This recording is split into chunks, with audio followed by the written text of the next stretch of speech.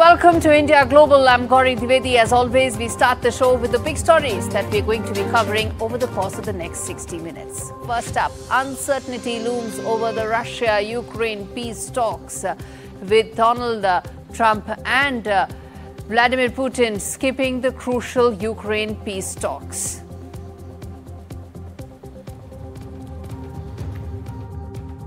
आज श्रीनगर की धरती से मैं पूरी दुनिया के सामने यह सवाल उठाना चाहता हूं कि क्या ऐसे गैर जिम्मेदार और रोग नेशन के हाथों में परमाणु हथियार सुरक्षित हैं?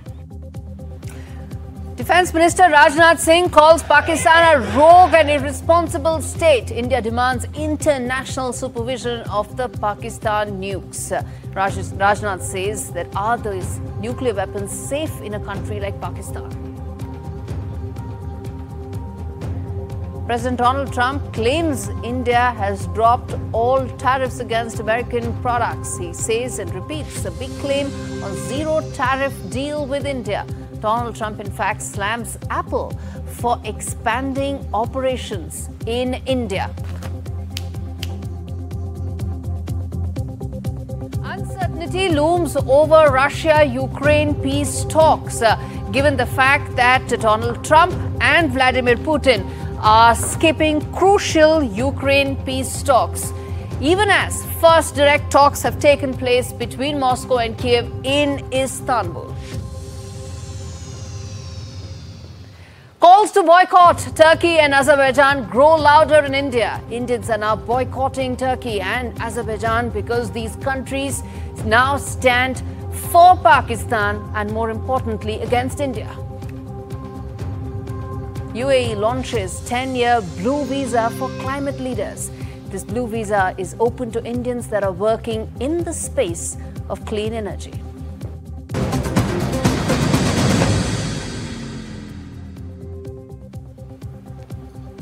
Big story that we are first tracking on the show, which is about what exactly is it that Donald Trump has said and what does this mean for the India-US trade. I'm going to try and explain that, given the fact that there's just one line and a couple of sentences that Donald Trump has said about such a complex issue as far as the big claims that he has made, and we're going to try and decode. First up, the big tariff claims that he has said is that India has offered a zero tariff deal as far as US is concerned. What does this mean in terms of which are the products where it's likely to happen? How soon will that happen? What has been the give and take on this? No detail whatsoever. So why exactly is it that this announcement has been made? We're going to decode that. Second, not interested in Apple building in India, must build in the US. Now, that's a very direct statement coming in. Remember, Apple is a private company. Its shareholders should be deciding where its products should be manufactured, not US president, especially for a country that is the epitome of capitalism, capitalist interests. But that's another thing that Donald Trump has said. Now, I'm going to talk about the trade statistics that exist. It is about $129 billion, our largest trading partner. The kind of deficit that US runs, it's a surplus for us, which is at $45 billion, something that is not palatable to the president simply because his entire campaign is around we need surpluses and not deficits. He then talks about these are the kind of tariffs he imposed, remember, on Liberation Day, 27% plus 10%. It's been on pause right now, and that 90-day window expires early July. And till then, India wants to ensure that it closes a deal. Let's now talk about the key sectors that are in the play. Agriculture, that is a politically sensitive subject, politically significant issue that the BJP and the government may not be in a position to have that much of an elbow room, something that Donald Trump wants. Some of the other sectors, machinery, pharma, electrical, chemical, textiles and iron and steel. These are the sectors which are set to be impacted, where give and take has been happening. What does this mean? I want to first play out that soundbite of President Trump and then come back and try and decode what are essentially cryptic sentences about a very complex issue. We have Apple, as you know, is coming in. And I had a little problem with Tim Cook yesterday. I said to him, Tim, you're my friend. I treated you very good. You're coming in with $500 billion, but now I hear you're building all over India. I don't want you building in India. You can build in India if you want to take care of India, because India is one of the highest tariff nations in the world. It's very hard to sell into India. And they've offered us a deal where basically they're willing to literally charge us no tariff. So we go from the highest tariff, you couldn't do business in India. We're not even a top 30 in India because the tariff is so high, to a point where they have actually told us, I assume you too, Scott, you were working on that also, that there will be no tariff. All right, the big questions that we always ask on India Global. First up, what's really behind these repeated tariff claims that Donald Trump has been making? Remember, it's just one side that's making these claims, not India. Remember, it has to be done in a bilateral fashion. The second key question that we are putting forth is, can India really afford to drop all tariffs and duties on American goods? Because this is not just about a single trade deal. It's also about protecting domestic industry, finding that perfect balance. The third, equally important, is what will India's WTO action mean for trade talks? We have actually taken up an issue regarding American steel and aluminium all the way to the WTO. What happens to that complaint? Which sectors will be impacted the most? We put that out, some of those contentious issues. And lastly, what happens to the trade deal that has been in the works? 13th of February is when Prime Minister Modi met Donald Trump. Since then, trade talks have been going on. They've made a lot of progress. What happens to those in the backdrop of this kind of an announcement that's been made? I want to put that out. These questions to Dr. Pralok Gupta from IIFT, Dr. Amitendu Palit, who's joining us. He's from the National University of Singapore, and Peter Cardillo, Chief Market Economist of Spartan Capital Securities. Thank you so much, gentlemen, for joining me. I want to start with Dr. Gupta and Dr. Palit. The question I want to ask you is, what do you make of the announcement? And more importantly, what do you think is the kind of impact that the Indian economy will face with a zero tariff on all US goods, kind of a sweeping possibility of a policy action? Dr. Palit, let me start with you. Thank you, Gaurie, for inviting me on your show. A pleasure to be here with you, as always. I think when two countries negotiate a bilateral trade agreement, it is only expected that they will reduce tariffs on each other's trade. I mean, that is a given. There's nothing really very big or very dramatic about what President Trump has said, number one.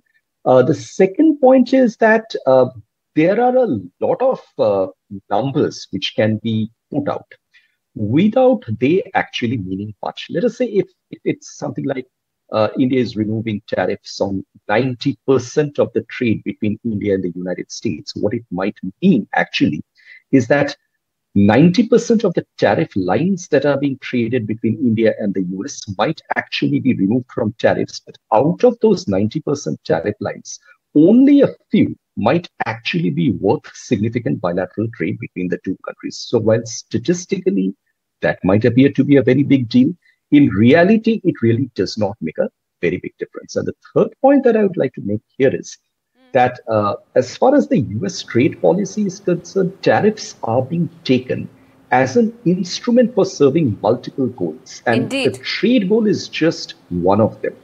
We have just come out in the context of President Trump's tariffs of the Indo-Pakistan conflict. Absolutely.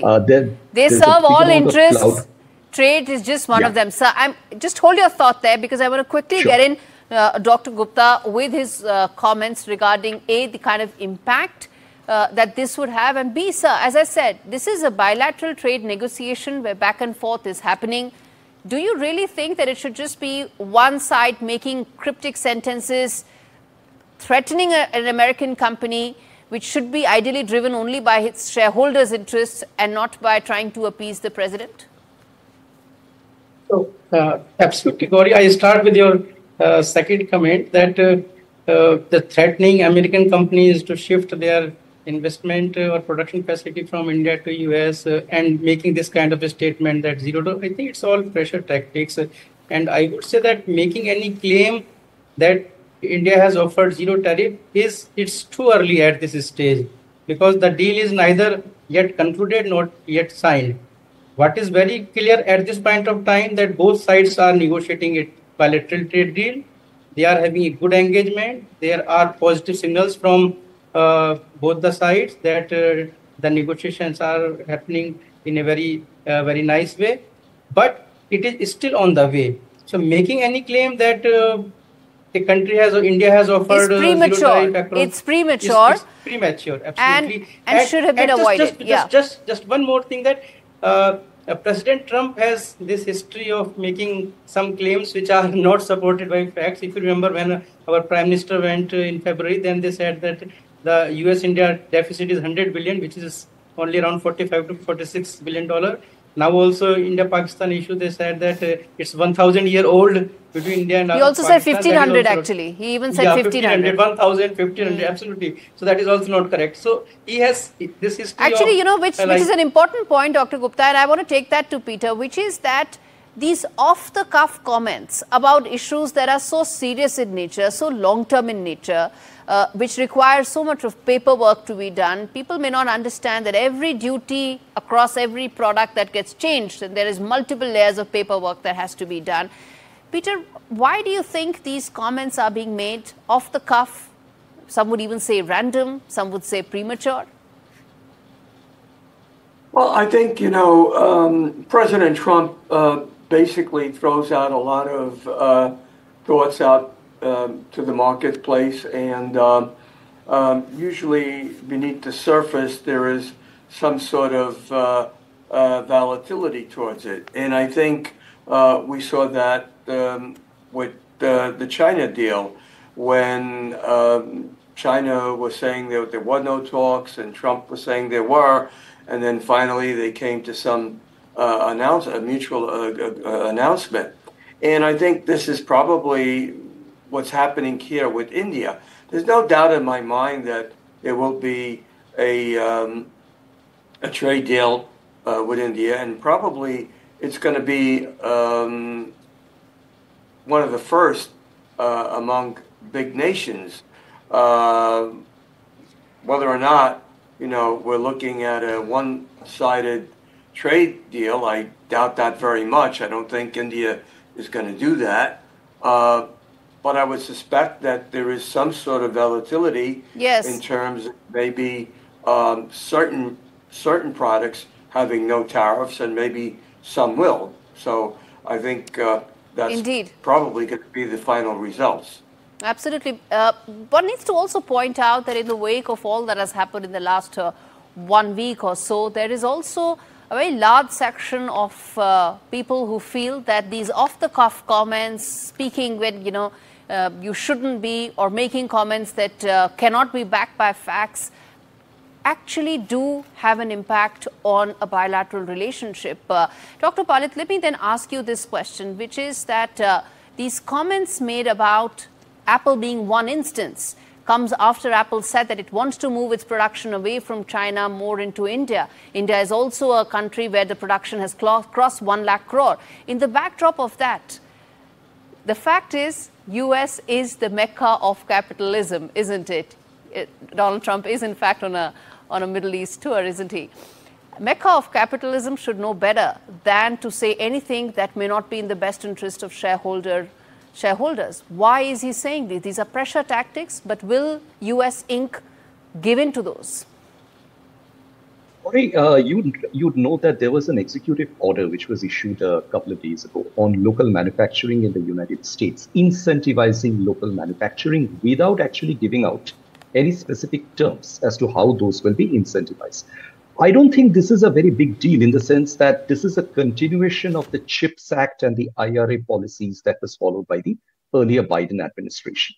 It's just that on this particular occasion, there is a call that as much of American production as possible should be brought back to the United States, which is purely by way of a call. But as you pointed out, I think American businesses are very much conscious about the fact that there is an economics that work in their global production planning and global production establishments. So in that respect, I don't see any possibility of Apple vacating the kind of plans that it has put in motion at this point in time. And as you very correctly said, this could also might mean a tangential signal to the Indian trade negotiators to indicate that, look, don't probably think that Apple and the fact that it is producing in India can be used as a bargaining chip to declare the fact that India is a great market for US businesses. Apple might very well come back to its home. Absolutely. Which I think is just a way of spinning a particular narrative, which really doesn't hold much water. Very quickly, I want to get both Peter as well as Dr. Gupta. Peter, to you, will this narrative sell as far as American companies, corporations are concerned? Could you repeat that, please? I'm saying these pressure tactics by US President, will it work for American companies, making them go back to America from India? Well, I think that's what President Trump wants, but will that happen? I'm not sure. There's a lot of cost factors there. And then, of course, there's another problem. Producing in foreign countries is much cheaper than it is here in the United States, both in terms of labor requirements and also in purchase of manufacturing goods. So whether that is doable, I'm not sure. Yes. I'm sure there'll be some companies that will give in to this. We'll have to give in to this. States, but the majority, I think, is not likely to happen. Absolutely. Very quickly, Dr. Gupta, due to paucity of time, 30 seconds, what happens to the India-US trade talks? Where are they? The pact? They are progressing well, and it was informed in the media that a ministerial level delegation is going to US. So as I said in my initial remarks, that both sides are negotiating this agreement, and this is progressing well. So that is the only thing that is certain at this point of time. In the times of uncertainty, that's the only certainty. Thank you so much, gentlemen, for joining me on this edition of India Global. As far as those trade talks are concerned, it still seems that I'm going to wait for that official announcement to come in from New Delhi. On that note, a quick break. We come back on the other side, talk more about India's demand for an international supervision of Pakistan's nukes. Why? Because no one knows who has the nuclear switch in Islamabad. We come back and talk more. Stay with us.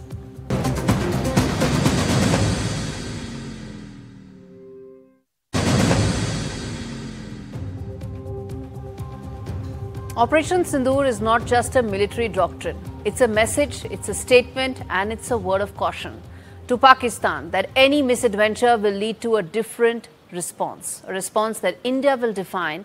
But will Pakistan learn a lesson? Can Pakistan actually be trusted? That's a question that's being raised by India repeatedly and raised again by Defence Minister Rajnath Singh as he asked, can a rogue nation actually be trusted with nukes? And today we ask, who has the nuclear button in Pakistan? I want to first play out those two important sound bites. First by Defence Minister, followed by External Affairs Minister, and then we come back and ask just that question. What happens to Pakistan's nukes? पूरी दुनिया ने देखा है कि कैसे गैर जिम्मेदाराना तरीके से पाकिस्तान द्वारा भारत को अनेक बार एटमी धमकियां दी गई हैं। आज श्रीनगर की धरती से मैं पूरी दुनिया के सामने यह सवाल उठाना चाहता हूं कि क्या ऐसे गैर जिम्मेदार और रोग नेशन के हाथों में परमाणु हथियार सुरक्षित हैं? मैं दुनिया के सामने यह सवाल खड़ा करना चाहता हूं। Our relations, our dealings with them will be bilateral and strictly bilateral. That is a national consensus for many years, and there is absolutely no change in that consensus that dealings with Pakistan will be bilateral. Talks with Pakistan. I think the Prime Minister made it very clear that the only talks with Pakistan will be on terror. That Pakistan has a list of terrorists who need to be handed over. They have to shut down the terrorist infrastructure. They know what to do. Tara Kartha, former Director, National Security Council Secretariat, joins me on the broadcast. Good to have you, Tara, on the show. I want to start by asking you, what do you make of those very strong, direct statements that have been made by India's top leadership, asking the world needs to now make sure that those nukes in Pakistan actually are in proper hands? You know, actually, this is something I also felt for a long time, because I don't know any other nuclear state which indulges in this kind of thing which Pakistan does. Apart from terrorism, that is one chapter. The second is every time they feel threatened, they'll start shouting nuclear. This happened in Parakram, it happened after Kargil, it has happened on one more occasion after that when they brought aircraft out, which supposedly for US satellites to see that the aircraft are there. So they keep doing this kind of nuclear, for want of a better word, a tamasha. So it's a kind of cry wolf scenario. I don't know when these guys actually mean it, right? So it's no other country, no other nuclear state in the world does this kind of thing. There is a certain stability in what they threaten or don't. Number two is there is one very serious aspect. See, just after Balakot and things, about a year and a half later, their main strategist, their nuclear strategist, Khalid Kidwai, he came out with this doctrine saying we'll have ranges from 0 to 2,500. Now the 2,500 I can still recognize. What do you mean by 0? Yeah. It doesn't make sense. So either it is a person carrying some kind of a device, a terrorist in other words, will then plant it somewhere. Tara, nothing about Pakistan makes sense. And I guess that's the reason why this question is being asked. I want to then ask you this, that international supervision of Pakistan's nuclear weapons pile is something that the world needs. And how do we ensure that happens?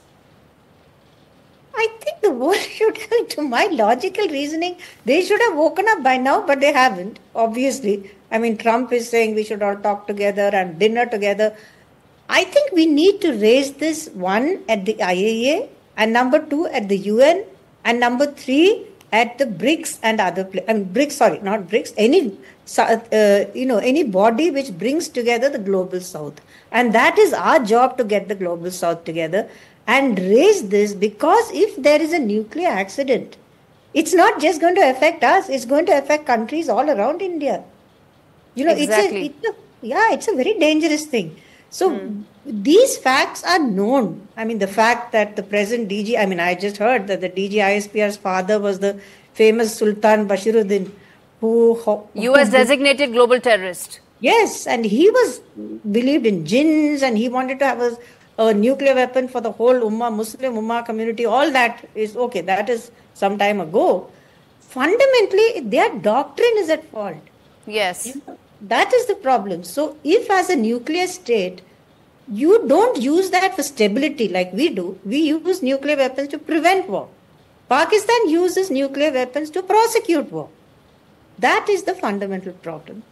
And no amount of global outrage will change that till Pakistan is made to actually act. Yes. That is the point. No outrage is going to be enough on that note. Tara, thank you so much for joining me with that perspective. And before we slip into a break, viewers, we have an update, in fact, a reprieve for Georgetown University scholar who was arrested in the Trump administration's crackdown on foreign college students, was released from immigration detention on Wednesday after a federal judge's ruling. He will, of course, now go back to his family, but he still awaits the outcome of his petition against the administration for wrongful detention and violation of the First Amendment and several other constitutional rights. On that note, a quick break. We come back with lots more on the other side, including the latest as far as the Russia-Ukraine talks are concerned. Are they set to be anywhere, or will it be a damn squib? We come back and tell you.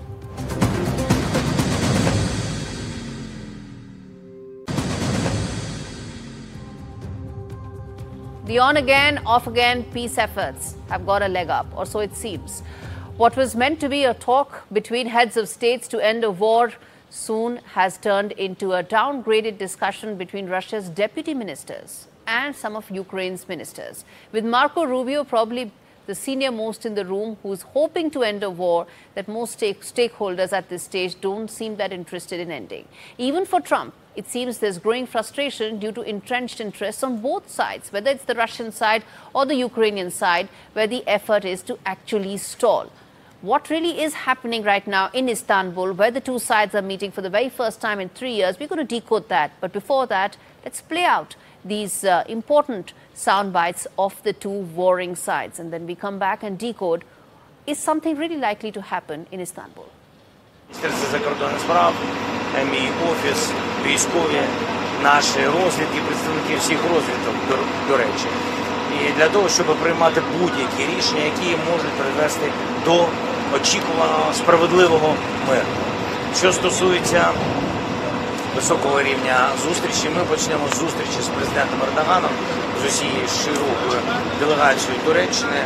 Ми в контакті з американською стороною, а вони, думаю, також будуть в Туреччині на високому рівні. Подивимось, але... Сначала Зеленский какие-то там делал заявления, что он требует, чтобы Путин прибыл лично. Ну, жалкий человек, но всем же понятно, кроме, наверное, его самого и тех, кто им кукловодит. Потом ему старшие товарищи объяснили, что не надо так глупо себя вести, и нужны переговоры. Кстати сказать, Запад за 3-4 дня последний как-то отодвинул. The big questions on this story. Let's reflect that. First up, is the meeting in Istanbul actually going to lead for some sort of a breakthrough in these two talks? Trump and Putin are absent. Zelensky is there, you heard him. Does that mean that this meeting is actually going to have no big impact? Next, will Donald Trump threaten Russia with fresh sanctions? Remember, his credibility is on the line. He said 24 hours. He's frustrated. No movement happening there. Is he now going to resort to the one thing that he has in his leverage, which is the sanctions? And let's ask that to Professor Anuradha Chinoy, former Dean and Chairperson of the Center for Russian and Central Asian Studies at JNU. And we have Vadim Halachuk, who is the Member of Parliament in Ukraine, representing Zelensky's party. And let me start with you, sir. You are one of the affected parties. And in fact, it's only the Ukrainian president who's actually there, not Donald Trump and not President Putin either. I want to understand from you, at this stage, it looks like the outcome from this meeting may be fairly limited. Greetings. We certainly didn't expect much ever since we've learned that there was no answer to President Zelensky's proposal to meet in person with Putin. The tactics are obviously drag on. The main demand, which we have for Russia, is the ceasefire, because that's the logic of the whole process. If you have activity, if you have fighting on the level that we do now, any serious peace negotiations are simply impossible. Therefore, we made it very clear about about what we see the roadmap for efficient negotiations. Therefore, we now use every opportunity to show that Ukraine is serious about negotiations.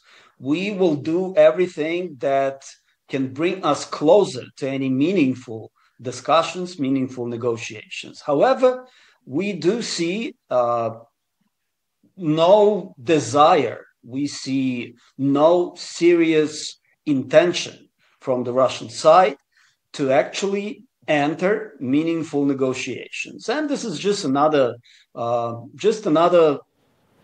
occasion to demonstrate it. But we have a lot to discuss with our partners.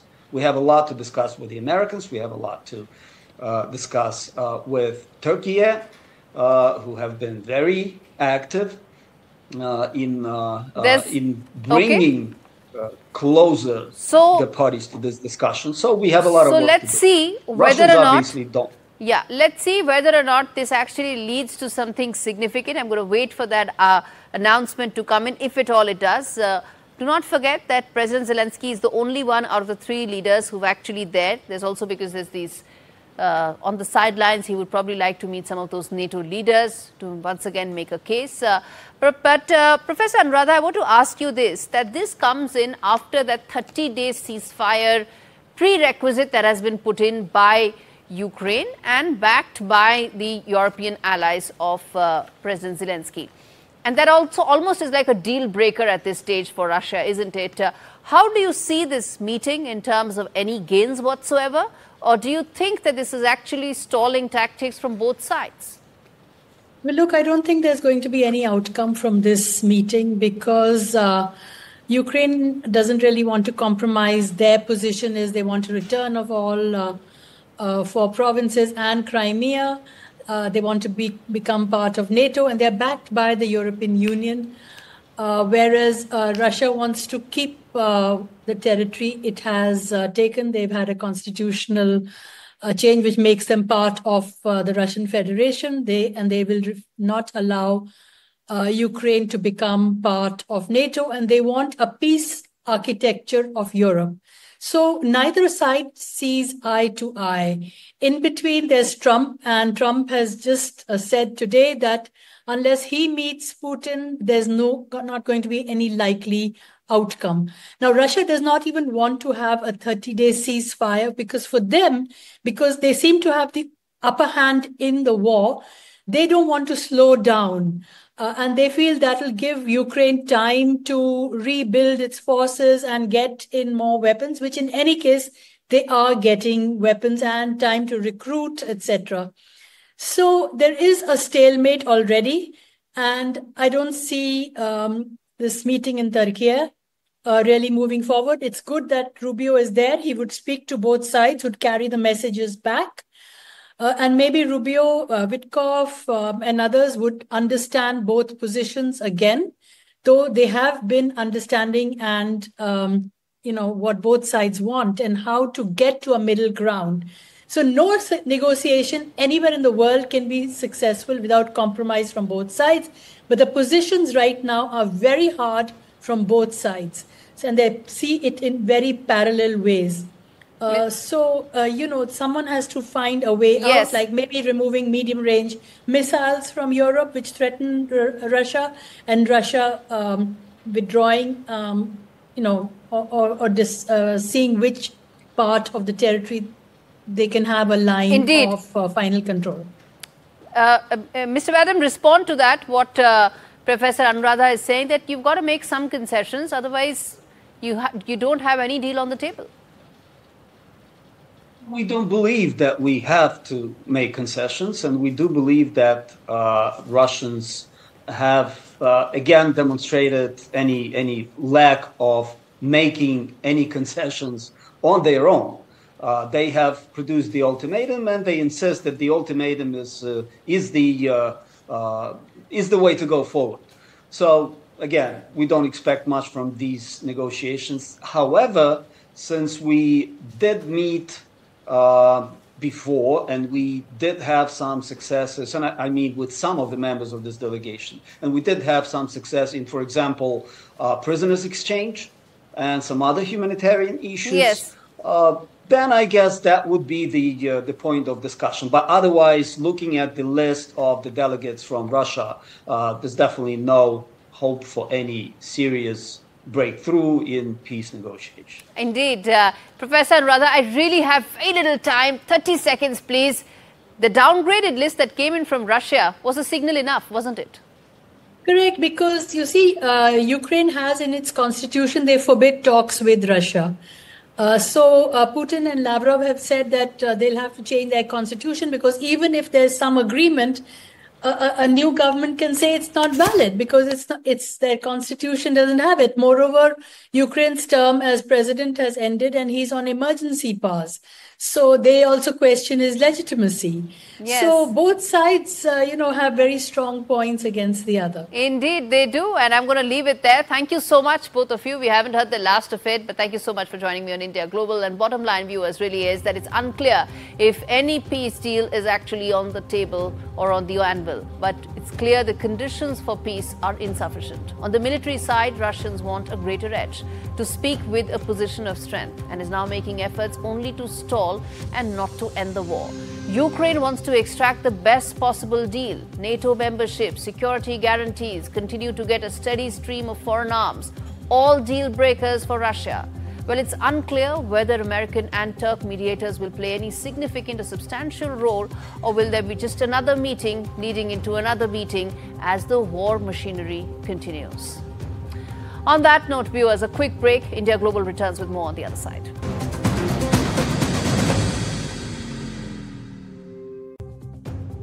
Operation Sindoor has shown one thing, the true face of Turkey and Azerbaijan. And Indians have now had enough. No travel to these countries that are openly anti-India, pro-Pakistan. 6 out of 10 bookings have been cancelled. If Indians don't go to Turkey, there is a direct hit of $300 million. Azerbaijan is more, an extra. But it's the sentiment that matters, viewers, as New Delhi looks to align its strategic interests with that of its growing economic might and continues to take more decisions. On your screens are the latest measures that the government is taking. Turkey firm has now lost security clearances at key places. What does that mean? Let me now get in Ambassador Kaval Sibal, former Foreign Secretary, someone who understands this area very closely. Sir, the fact that there is now a growing concerted resentment against the measures taken by Turkey and Azerbaijan, how do you see that, and where do you see that in the larger scheme of the bilateral relations that India has with these countries? Well, you know, our relations with Turkey are quite limited. In trade, there is not much Turkish investment in India. The total volume of trade is pretty limited. So while whatever trade there is could be hit, it will not make much of a dent in economic terms to the economy of either side. In terms of tourism, Turkey is a huge hub of international tourism, and whereas India does contribute a few tourists, but at the end of the day, it won't matter very much. Turkey, you know, I've been ambassador there. I understand their mindset. They're pretty arrogant in their own ways. They believe that this was one country which was never colonized.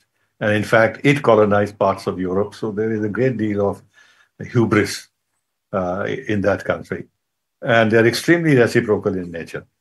Now, if we take some steps on the economic side, they'll reciprocate. The fact that there's now a direction taken by the government for a Turkey company where security clearance has been revoked for a Turkish company that was operating at key airports. How do you see that? Because this is not just about Indians in their personal capacity stopping travel to these countries. There is now a government action that has been taken.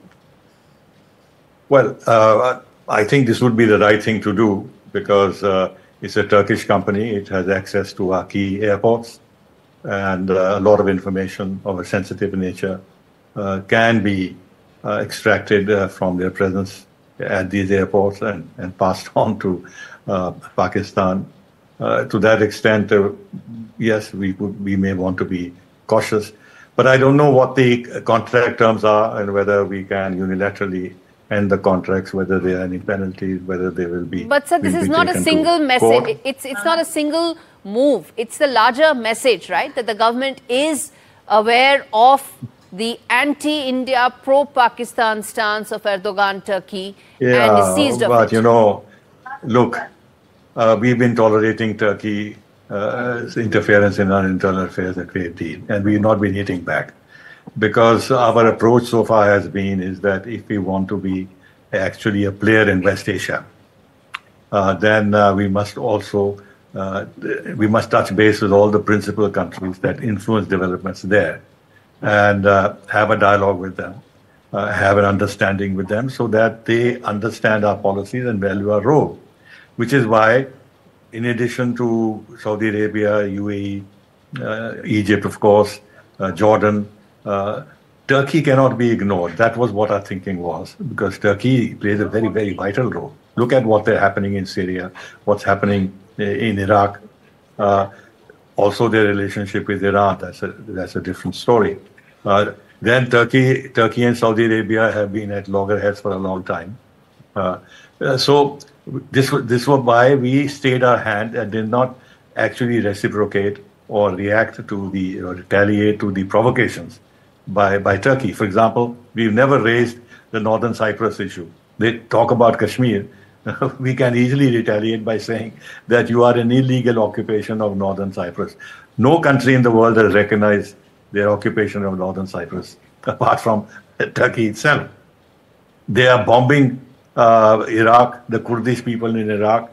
Look at what they've done in Syria. They've occupied parts of Syria. Look at what they've done to their own Kurdish population. Indeed. Over the years, actually grossly violated their human rights, and have been in a civil war with them for a long time. We have never raised these issues because we didn't think it was necessary. On the other hand, Erdogan lately, yes, initially no, because he came to India and all that. Yes. Lately, he's become very Islamic oriented in his thinking. Absolutely. And he's supporting Pakistan on the basis of the Islamic network. He intervenes on the Kashmir issue. He's the only leader who raises the Kashmir issue, mentions Kashmir in the UNGA. Now, of course, Azerbaijan for the first time has done that. Otherwise, Turkey is in the OIC. Turkey takes the lead in all the terrible resolutions against India. But we have never reacted. So it's time that we reacted and showed our teeth a little bit so that Turkey takes note that it cannot be that they can do what they want vis-a-vis Pakistan and also harm them and this and that. So I'm glad that some steps are being taken. Yes. Absolutely. Thank you so much, Ambassador Sybil, for giving that perspective. At the end of the day, Turkey wants to play the game of being the leader of the Muslim world. But those measures, those positions are now going to hit back at Turkey and Ankara, given that New Delhi is taking a position.